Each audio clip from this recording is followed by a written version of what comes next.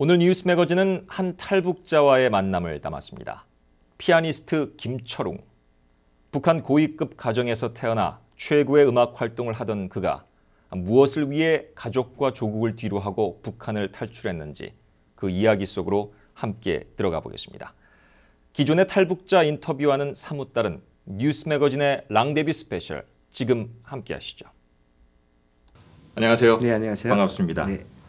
검정색 의상이 잘 어울리십니다. 아유, 감사합니다. 피아니스트의 이른바 포스가 잘 나타나는 것 같아요. 아, 그래요? 뭐 일부러 입은 건 아닌데요. 일단은 피아노가 검정색 피아노가 연주용으로 많이 쓰이잖아요. 그래서 또 검정색, 또 남자면 또 검정색이 어울리지 않을까요? 그렇죠. 네, 그런 의미에서 한번 입어봤습니다. 지난 시카고 연주가 인상적이었습니다. 아, 예, 감사합니다.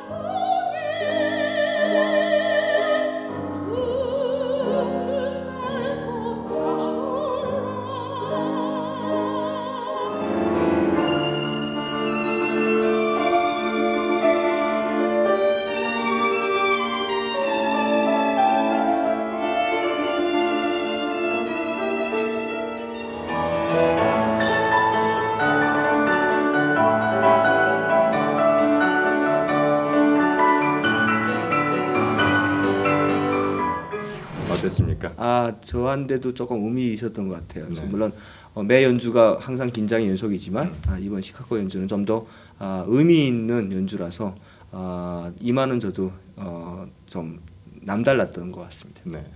요즘 어떤 활동을 이어가고 계신가요? 요즘에 한국에서는 서울교육대학교의 그 음악교육과에서 연구교수로 있고요. 또 웅기획이라고 기획사를 하나 만들었습니다. 그래서 네. 그 기획사에서 주로 뭐를 하냐면 잘 안 알려지고 또 그리고 전혀 소개가 안 됐던, 그리고 또 북한 음악 하면 약간 뭐 여러분들이 촌스러움을 갖고 있다는 선입견들이 좀 있더라고요. 그래서 저는 좀 더 그런 곡들만이 아닌 또 북한의 가곡들을 약간 클래시컬하게 해서 좀 변화를 해서 남북한 어떤 가곡의 밤이라든지 이런 공연 기획을 하는 기획사 일도 하고 있습니다. 네, 기대가 됩니다. 여러 가지 북한의 문화를 경험할 수 있는, 네. 또 그런 문화 차이를 극복해야 진정한 통일이 차후에 이루어질 수 있지 않을까 싶은데요. 뭐 제 생각에는 일단은 그 통일이라고 할 적에 뭐 순수 남북한이 서로 뭐 통일에 대해서 얘기하면서 서로 다른 점을 이때까지 계속 강조해왔던 것 같아요. 네. 근데 이제는 좀 같음을 얘기할 때가 되지 않았나 이런 생각도 하고요. 또 그리고 그거 같음을 얘기하면서 가장 뿌리가 어디냐? 우리는 아리랑이라는 공통점이 있잖아요. 네. 그 아리랑이라는 멜로디로 인해서 하나라는 것을 느낄 수 있고 하나라는 걸 인정할 수 있고 확인할 수 있는 이 기회인데, 이런 음악들이 많이 나오고 이런 어떤 연결고리가 돼서 이런 장르들 많이 나오게 되면 저는 통일은 그냥 정치인들 도장 찍는 게 통일이 아니고요. 이런 음악 때문에 사람과 사람의 통일이 진정한 통일이 아닐까 이렇게 생각을 합니다. 네, 또 문화적인 측면에서 그렇죠. 더 접근을 하시는군요. 네. 김철웅 씨는 북한 출신으로 러시아의 찰콥스키 음대에서 유학을 했고 어린 시절부터 비교적 유복한 생활을 했다고 들었습니다. 어린 시절 이야기 좀 해주시죠.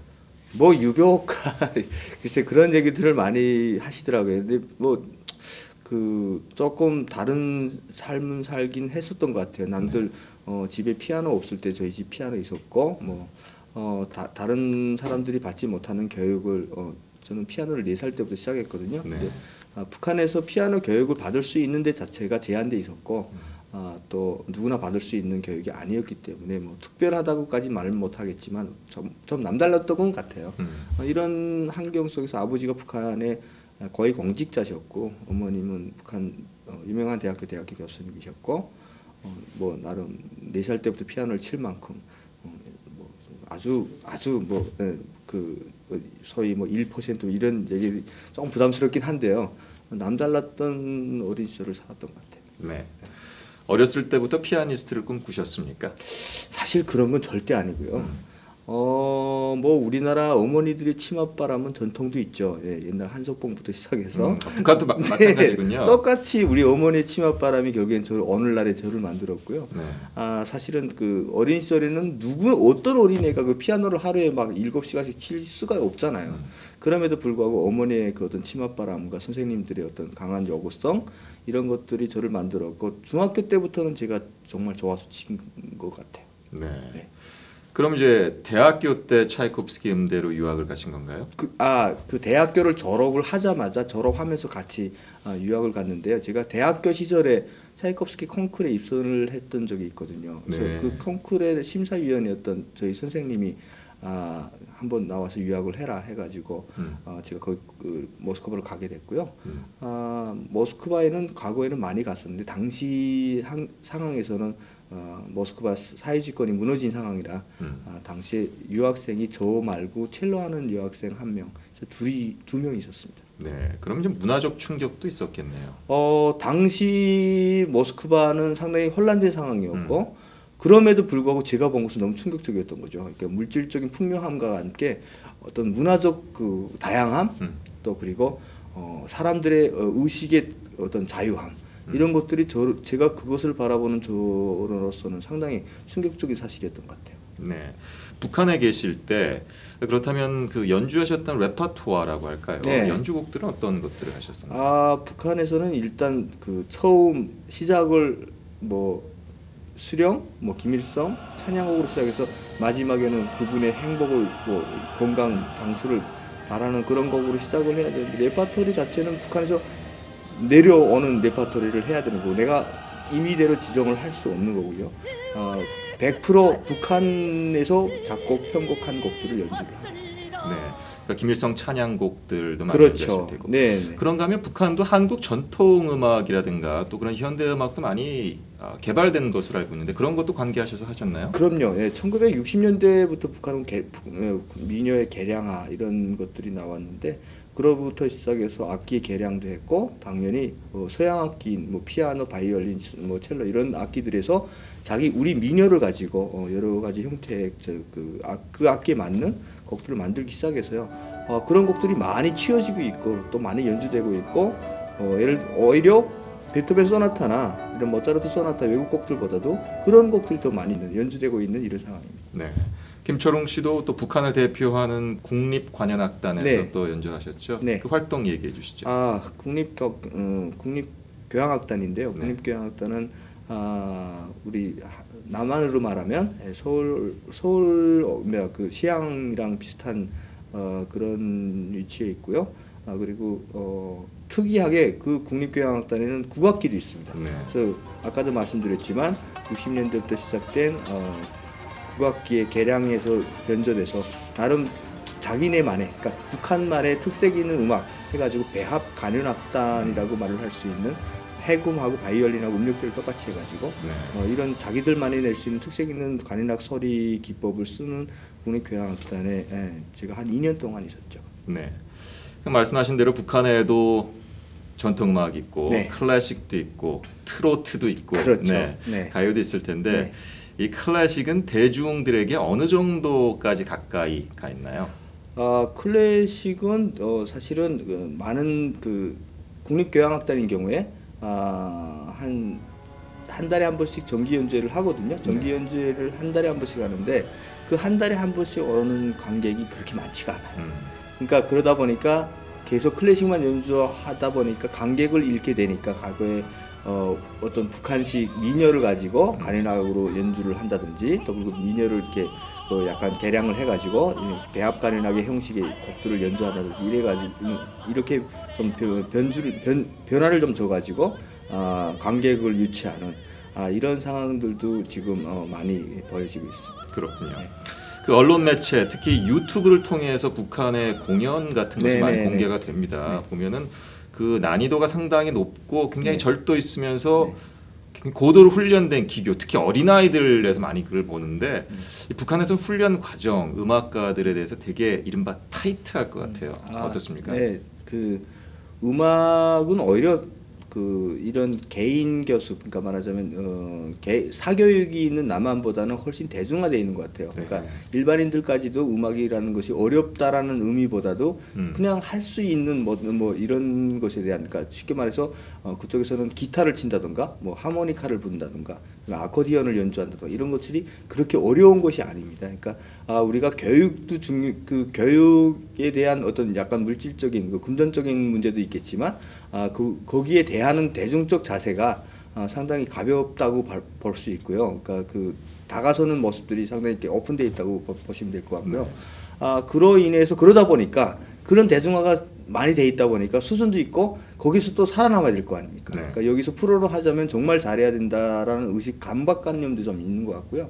그래서 어려서부터 가르치는, 그러니까 평양음악무용대학은 전혀 그렇게 안 가르치는데 뭐 학생소년공전이라든지 여기 한국에도 왔었죠. 평양학생소년예술단 뭐 이런 쪽에서는 어린 시절에 단기간 내에 해야 되니까 약간 스파르타식으로 교육을 하는 이런 교양도 있고, 그리고 북한의 모든 악단, 그러니까 교향악단이게 됐던 무슨 모든 예술단들은 다 전속이고 그리고 아침부터 저녁까지 그 사람들하고만 어떤 앙상블 연습을 하다 보니까 이게 앙상블 수준이 높아질 수밖에 없는 거고요. 그리고 많은 분들이 보셨을 겁니다. 북한 오케스트라가 악보를 다 안 보고 합니다. 다 외워서 하는. 네. 그러니까 어떤 나라 오케스트라도 그렇죠. 할 수 없는 이런 것들이 될 수 있는 것이 바로 전인제와 또 그리고 그런 약간 어떤 강박관념에 살아남기 위한 노력들, 이런 것들이 오늘날의 북한 음악을 만들지 않았나 이렇게 생각됩니다. 네. 사실 아리랑 축전이라고 하나요? 그 대규모 매스 게임 네네네네. 그런 완성도를 보면은 네. 정말 이른바 혀를 내두르게 할 정도더라고요. 네, 뭐 아주 조직력과 집단력에서는 조직 동원력 네. 이런 것에 대해서는 뭐 북한을 당할 나라가 없죠. 그리고 이런 것들이 물론 강압적인 것도 있지만 세뇌된 상황에서 그 체제의 어떤 복종을 하는 이런 사람들의 어떤 살아가는 모습 이런 것들이 가미되면서 수령한테 충실해야지 이 사회에서 살아남을 수 있으니까요. 그 충실성의 열도가 이런 모든 행사들을 조직하는 데서 누가 열성적으로 하는가 이런 것에 살아보다 보니까 사람들도 어느 사이 거기에 습관돼 있는 거죠. 그 연주자로서 그 북한식의 그런 강한 교육이 기량을 연마하는 데 있어서 도움도 되겠지만 서방 세계 나오면서 또 다르게 체험한 것도 있을 것 같아요. 좀 나눠주시죠. 물론 테크닉적으로 이런 여러 가지 기초적인 음악가로서의 기초적인 문제 해결은 상당히 도움이 되는 것 같아요. 그러니까 여기 한국에 나와서 제가 가르치다 보면 지금 우리 한국에 있는 피아노 학도들 같은 경우에는 약간 기초가 좀 부족된 경향들이 있는데 북한은 아주 어렸을 때부터 기초 문제를 확실히 해결하고 있고, 이런 부분은 테크닉에 국한된 문제고, 근데 물론 테크닉도 중요하지만 음악은 그 나름대로의 감성을 가지고 있는 게 그렇죠. 살아있는 음악이죠. 근데 북한의 음악들을 보게 되면 아직도 경직돼 있고 뭔가 이렇게 타이트하고 약간 메말라 있는 듯한 이런 것이 북한 음악의 단점이 아닌가 이렇게 생각됩니다. 그렇다면 본인은 그런 문화적 배경과 또 유학 생활을 하면서 서구 세계의 음악을 경험하면서 어떤 변화를 겪으셨나요?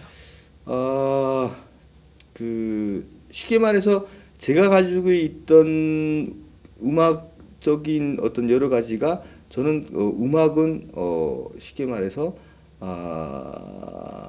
뭐라고 표현을 하면 좋을까요? 그냥 내 감정을 표출한다기보다도 누구의 감정을 대신한다고 생각을 해왔던 것 같아요. 근데 이 안에 있는 내 감정을 표출해야 되고 이 안에 있는 나의 모든 것을 거짓없이 정말 솔직히 표현을 했을 때 관객도 감동할 수 있다는 것을 나와서 알 수 있었던 거고, 나와 보니까 그것이 내 것을 표출하는 방법이었구나라는 것을 알게 됐던 것 같아요. 북한에는 이른바 반동 음악이라는 게 있지 않습니까? 그럼요. 그 네. 체제랑 좀 노선을 달리하는 음악을 이르는 말일 텐데, 그렇죠. 연주가로서 뭔가 꿈틀거리는 것들이 있었을 텐데 북한에서 그걸 어떻게 누르셨나요? 북한에서는 낭만 시대 이후, 네. 그러니까 현대곡들이 잘 연주가 안 되는데요. 제가 러시아 갔을 때 그 러시인의 랩소디 인 블루 심장이 끓더라고요. 네. 그걸 실황으로 보는데 야 저거를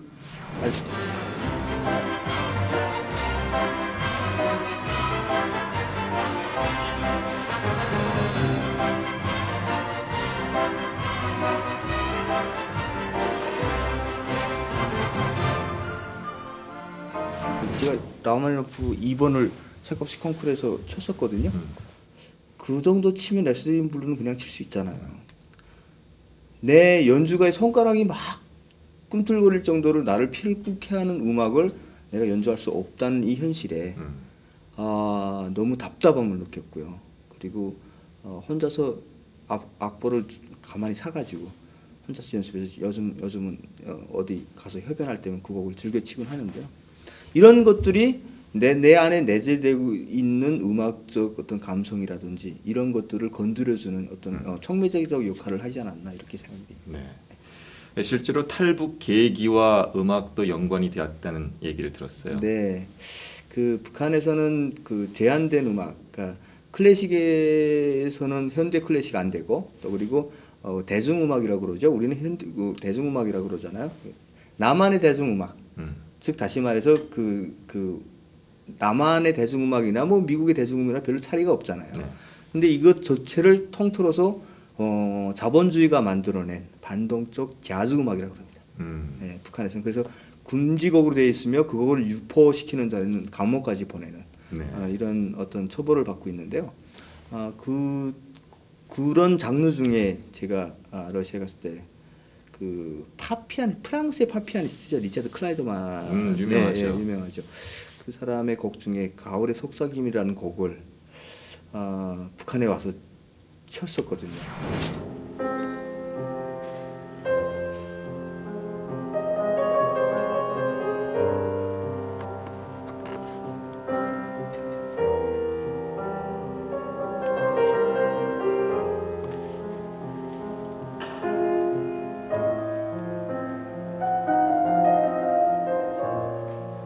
그러니까 제가 뭐 연주를 한 것도 아니고 사실은 그 제가 좋아하는 여인한테 쳐주려고. 뭐 요즘 젊은 우리 어린 친구들 말로는 여자 꼬시려고. 네, 꼬시려고 뭐 꼬신다기보다도 그때도 저도 나름대로 제 나름대로 첫사랑이었는데 네. 이분이 도무지 이렇게 마음을 안 열더라고요. 네.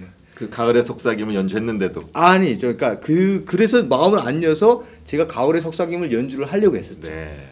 그랬는데 이걸 또 듣고 가서 제가 아마 약간 시기 질투의 대상이었던 것 같아요. 누군가가 또 가서 그걸 연주한다고 보헤브에 신고를 하더라고요. 그래서 보헤브에 가서 제가 이 곡을 어디서 들었으며 어떻게 쳤으며 왜 치게 됐으며 뭐 이 곡 다시 안 치겠다 뭐 이런 식의 심할서를 한 10장가량 썼어요.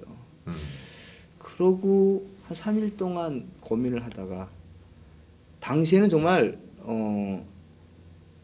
전 좀 그랬던 것 같아요. 그냥 지금도 이런 얘기를 하게 되면 많은 분들이 이런 얘기를 해요. 깜만 그래도 어떻게 그렇게 쉽게 나올 수 있었냐.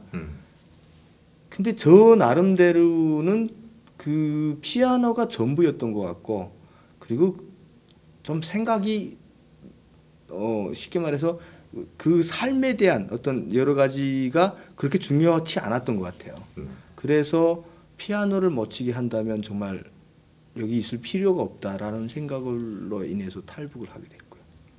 네, 그런 가정들이 저한테는 뭐 다른 분들은 이렇게 되게 다른 인터뷰를 하면서도 다른 분들은 뭐 배가 고파서 탈북했다면 이분은 그렇지 않다 이런 얘기를 하는데 저는 그 차이가 뭐 이렇게 높고 낮은 있을지 모르겠는데 사람이 육체적으로 배만 고픈 게 아니라 문화적인 어떤 갈급함이나 그런 문화적인 굶주림도 충분히 그 배고픔에 해당되지 않을까라는 생각에 저도 똑같은 뭐 배고픔의 한 상대로서 탈북을 했다 이렇게 말을 하고 싶습니다. 충분히 이해합니다. 네. 예술가에게 예술은 전부가 아니겠습니까? 그렇죠.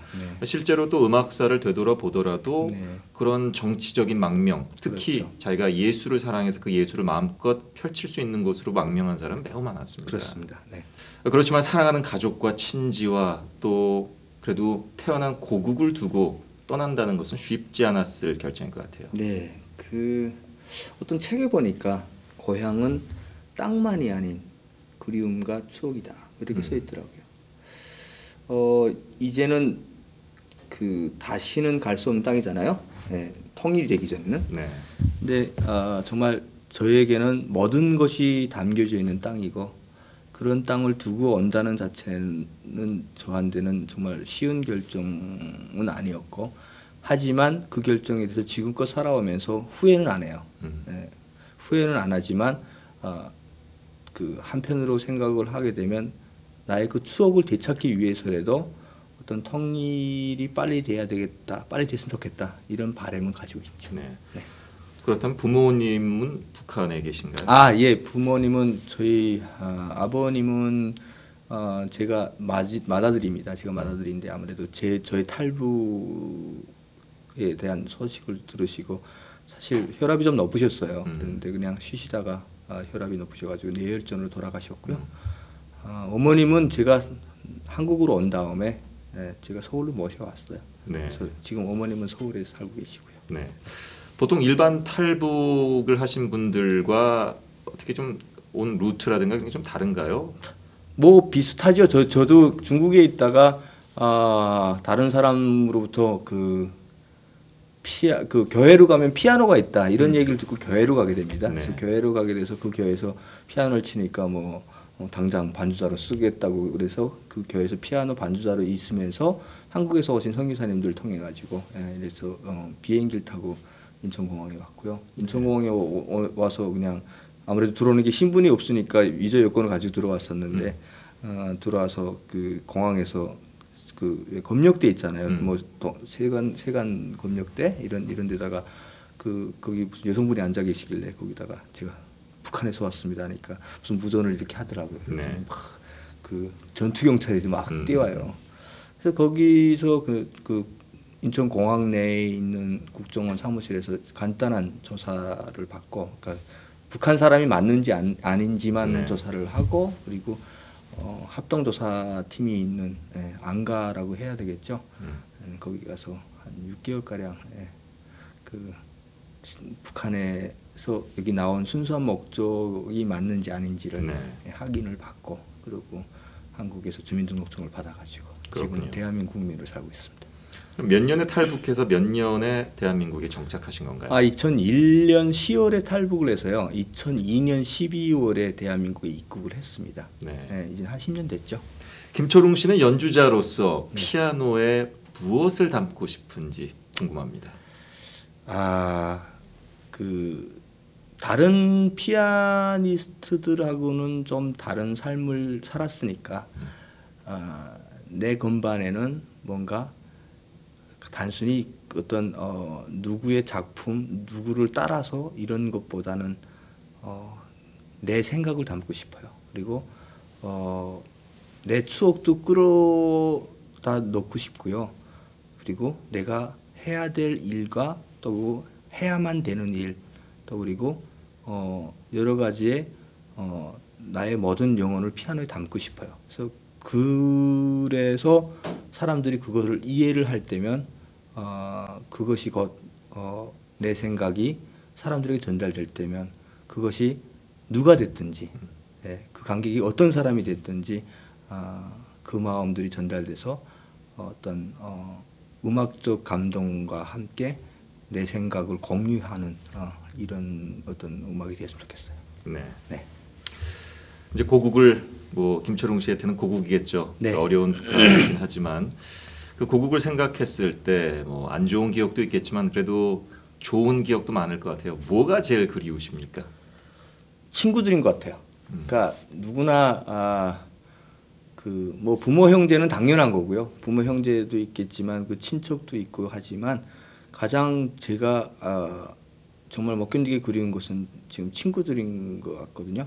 제가 한국에 와서 그 어느 해 추석인가 이렇게 집에 저는 추석에 갈 데가 없잖아요. 그때 혼자 살 때인데 비가 유난히 왔어요. 비가 유난히 온 어떤 추석날 밤에 텔레비를 막 채널을 돌리는데 저영필 평양 공연을 하는 거예요. 그래서 그 실황을 쭉 봤어요. 보고 있는데 그 객석에 전부 제 친구들이 쫙 앉아 있는 거예요. 그걸 추석날에 혼자 앉아서 그걸 보는데 그렇게 눈물이 나올 수가 그렇게 많은 눈물이 나오더라고요. 너무 보고 싶은 거예요. 지금도 막 그 친구들 생각만 하면 아직도 너무 보고 싶어서 다른 것은 울컥 안 하는데 친구들 얘기만 하면 약간 울컥하는 이런 게 있어요. 네. 네. 빨리 통일이 돼서 그 친구들 만나실 수 있으면 그러니까요. 좋겠습니다. 네, 빨리 됐으면 좋겠습니다. 자, 끝으로 앞으로의 그 꿈과 계획에 대해서 이야기를 들으면서. 네. 처음에 저한테 붙여 있는 게 탈북, 뭐 그냥 피아니스트라고 해도 되는데 탈북 피아니스트 이런 것들이 조금 저한테는 별로 안 좋은 그리고 정말 부담스러웠고 싫었습니다. 근데 그게 어찌 보면 쭉 세월이 흘러간 뒤 제가 생각을 해보니까 그게 제가 해야 될 일이고 탈북이라는 글자가 단순히 나한테 주는 명칭이 아닌 칭호더라고요. 그래서 그것이 사명인 것 같고 해서 단순히 탈북이라는 단어가 통일하고 연결이 되잖아요. 그래서 그 통일이라는 것에 연결을 시키다 보면 제가 단순히 음악가만의 삶이 아니고 한 민족사를 어찌 보면 제가 원하든 원하지 않던 그 어떤 이 분단이라는 이 아픈 역사를 그 가장 심각하게 받아들일 수밖에 없는 사람의 한 사람으로서 저는 또 그 음악을 통해서 남북 간의 좀 화해를 도모하는데 어떻게 이바지해 볼까 생각이 있거든요. 그래서 아까도 말씀드렸다시피 아리랑이라는 우리 매개체가 이런 음악 문화가 있는데 그 남북한 사람들이 서로 공통으로 부를 수 있는 음악의 장르 이런 것들을 만드는 게 제 꿈이고요. 또 한 가지 꿈은 지금 많은 탈북자 또 청소년들이 많이 와 있어요. 근데 이런 애들이 앞으로 그러니까 통일이 된다면 얘네들 세대가 잘 살아졌고 얘네들 세대가 올바른 생각을 해줘야지 저희 또 강한 대한민국 또 쉽게 말해서 건강한 대한민국을 생각할 수 있다고 생각하는데요. 그런 것 중에 제가 꿈꾸는 것 중에 요즘은 제가 하는 일이 남북한 유스 오케스트라를 만들고 있어요. 그래서 애들 모아놓으니까 애들끼리 그냥 통일이 필요 없어요. 그냥 애들끼리 너무 잘 어울리고 그냥 잘 놀고 하는 거예요. 그런 걸 보면서 나는 너무 가슴이 갑자기 팍 뿌듯해지더라고요. 네. 어른들은 그렇게 서로 싸우고 뭐 이러고 하는데 애들은 그런 정견, 이념 이런 것이 없더라고요. 그래서 그것을 또 음악으로 또 승화시켜 가지고 애들이 어떤 통일의 또 평화의 메신저가 돼 가지고 어떤 뭐 독일 장벽 가서도 연주를 하고 뭐 팔레스타인 이스라엘 그 경계선에 가서도 연주를 하고 우리 군사 분계선에 가서도 연주를 하고 이런 평화적 메신저 역할을 하게 되면 얼마나 좋을까라는 바람을 가지고요. 어떤 아리랑 유스 오케스트라라는 타이틀을 가지고 지금 오케스트라를 창립 준비를 하고 있습니다. 그래서 앞으로 이런 것들을 활동을 하면서 저의 이런 소망들이 좀 이루어져 가지고 저 때문에 그러니까 제가 노력하는 것 때문에 통일이 많이도 말고 딱 3분만 앞당겼으면 좋겠다라는 생각을 해봅니다. 네, 말씀처럼 문화를 통한 통일의 교두보가 되시길 바라고요. 네. 또 본인이 가진 음악적인 감성과 생각들을 관객과 깊게 교감할 수 있는 훌륭한 연주 활동 계속해서 기대하겠습니다. 네, 감사합니다. 감사합니다. 네, 감사합니다.